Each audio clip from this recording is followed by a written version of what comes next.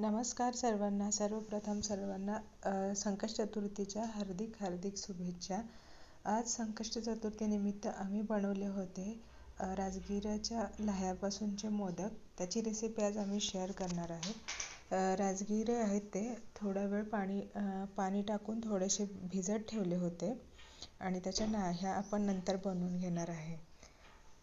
तर त्या एका गरम तव्यामध्ये कॉटनच्या कपड्याने अशा तुम्ही व्हिडिओमध्ये बघाल तशा हलवत लाह्या बनवून घेतलेल्या आहेत. मी कधीच ह्या लाह्या बनवल्या नव्हत्या, पण बघितल्या लग्न झाल्यापासून बघत होते. तर आज मी पण ट्राय केल्या बनवायचा. सुरुवातीला मम्मीनीच लाह्या बनवल्या आणि त्याच्यानंतर पुढे व्हिडिओमध्ये तुम्हाला दिसेलच. तर मी पण ह्या लाह्या बनवलेल्या आहेत. ह्याचे मोदक मी फर्स्ट टाईम लग्न झाल्यानंतरच खाल्ले आणि बनवले सुद्धा मी आज फर्स्ट टाईमच. तर आता सुरुवात केली आहे मी बनवायला. मला पण बनवता आलं बऱ्यापैकी, पण बऱ्या प्रमाणात खाली जे अख्खे राजगिरे होते ते तसेच राहिले होते, पण जमले. अशा प्रकारे थोडे तव्यामध्ये टाकून सर्व राजगिऱ्याचे लाह्या बनवून घेतल्या आणि त्याच्यानंतर त्याचं सारण बनवलं. सारणची रेसिपी पण थोडक्यात तुम्हाला मी सांगते. जास्त प्रमाणात आपण तर लाह्यांचाच वापर करणार आहे. त्याच्यामध्ये किसलेलं खोबरं टाकायचं आवडीनुसार, कमी जास्त कितीही टाकू शकता. आम्ही इथे 1 वाटी खोबरं किसलेलं टाकलं होतं आणि गूळ त्याच्यामध्ये आम्ही वापरला होता. तुम्ही साखर पण वापरू शकता. आजूबाजूला लहान मुले असतील तर थोडीशी काळजी घ्यावी लागते, कारण ह्या लाह्या बनवताना उडतात खूप लांबपर्यंत. ते आपल्याला पण भाजतात आणि मुलं असतील तर त्यांना पण भाजण्याची शक्यता असते. आता माझ्या लाह्या बनवून झालेल्या आहेत आणि मी गॅसच्या शेगडीखाली एक कपडा टाकला होता, जेणेकरून जे पडलेलं आहे ते आपल्याला गोळा करून घेता येईल. शेगडीवर पण पडलं होतं आणि खाली पण पडलं होतं. ते आता मी क्लीन करून घेते आणि ते आपल्याला यूज करता येतं, कारण मी आधी किचन ओटा पूर्ण स्वच्छ केला होता, गॅसची शेगडी पूर्ण स्वच्छ केली होती. त्यामुळं आता घेतलं तर त्यात कचरा वगैरे काहीच येणार नाही, त्यामुळे मी ते घेऊ शकते. अशा प्रकारे आपले पूर्ण राजगिरे लाह्या बनवून झालेले आहेत. तुम्ही बघू शकता. खूप छान अशा लाह्या बनतात या. आणि त्याच्यानंतर आपण मोदकची तयारी करणार आहोत. असे मोदक उकडीचे असतात तसेच बनवायचे खोबरं आणि गूळ किंवा खोबरं आणि साखरचे आपण जसे बनवतो तसेच बनवून घ्यायचे आहेत. इथे मी छोटे गोळे करून घेत आहे. त्याच्या लाट्या बनवून त्याच्यामध्ये सारण भरून नंतर मोदक बनवायचे आहेत. त्याच्यासाठी मी सुरुवातीला एक चाळणी भरेल एवढे गोळे करून घेते आणि त्याच्या लाट्या बनवून मी त्याचे मोदक बनवणार आहे.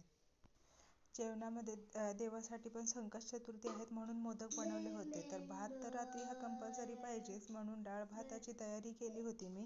एकीकडे डाळीला फोडणी पण दिली होती आणि दुसरीकडे मोदक बनवायची तयारी पण चालू होती. अशा प्रकारे मी लाट्या लाटून एका प्लेटमध्ये ठेवत होते आणि एक चाळणी भरेल एवढे मोदक मी बनवले होते. खरं तर मोदकच्या खूप सारे रेसिपी आहेत, खूप सारे प्रकार आहेत. त्यात उकडीचे मोदक हे खूप म्हणजे फेमस आहे, प्रत्येक घरामध्ये बनवले जातातच. पण मी खोबरे आणि गुळाचे मोदक लहानपणापासून पाहिले होते किंवा तांदळाच्या पिठापासून बनवलेले मोदकही पाहिले होते. पण लग्न झाल्यानंतर पहिल्यांदा राजगिरीच्या लाह्या आणि गुळाचे मोदक पाहिले. चवीला खूप छान लागतात आणि आमच्या घरामध्ये तर आवडीने हे मोदक खाल्ले जातात. तर तुम्ही पण एकदा ट्राय करून बघा राजगिऱ्याचे मोदक, तुम्हालाही नक्की आवडतील. अशा प्रकारे मी सर्व मोदक एकसोबत बनवून घेत आहे आणि गॅसवरती पातेलं ठेवलं आहे. त्याच्यामध्ये पाणी ठेवलं आहे.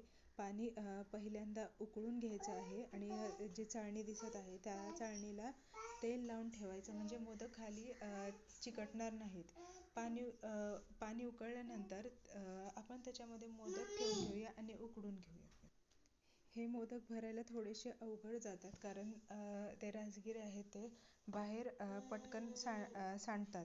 त्याच्यामुळे थोडंसं भरताना त्रास होतो, पण हळूहळू केलं तर व्यवस्थित जमतं.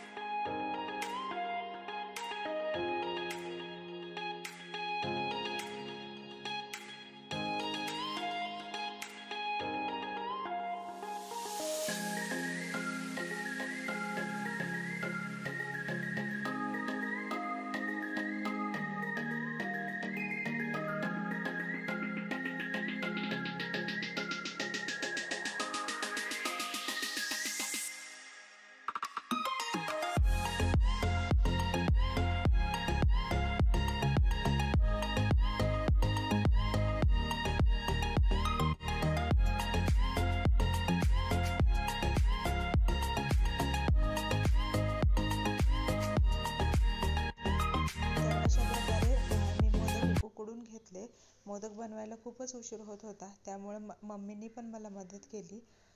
आम्ही दोघींनी मिळून मोदक बनवले. तुम्ही पाहू शकता मोदक किती छान उकडलेले आहेत आणि ते जराही चाळणीला चिकटलेले नाहीत. सहज ओतलं की सगळे मोदक एकदम सुट्टे सुट्टे होऊन निघतात. आणि आता सेम तीच प्रोसेस करायची आहे. चाळणीला तेल लावायचे आणि दुसरी चाळणी भरून वाफवत ठेवायचे. असे करतच सगळे मोदक आम्ही बनवून घेतले.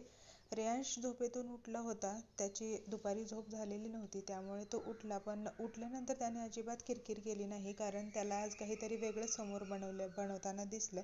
त्यामुळे तो लगेच शांत झाला आणि त्याच्या आजीजवळ, म्हणजे तो आजीला आई म्हणतो, तर त्यांच्याजवळ जाऊन तो बघत बसला. त्यानेही बरीच मदत केली मोदक बनवायला, कारण त्याच्यासाठी ह्या सगळ्या गोष्टी नवीन होत्या.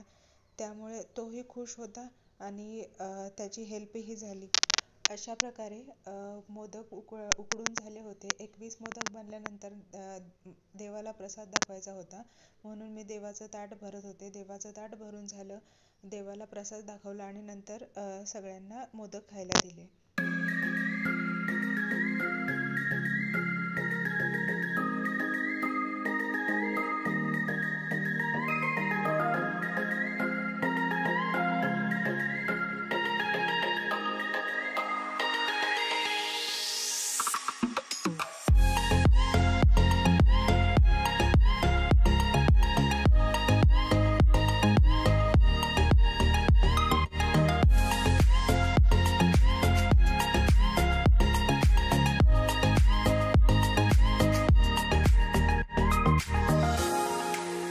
व्हिडिओ आवडला असल्यास व्हिडिओला नक्की लाईक करा, शेअर करा, सबस्क्राईब करायला विसरू नका. चला पुन्हा भेटूया एका नवीन व्हिडिओमध्ये. तोपर्यंत बाय बाय.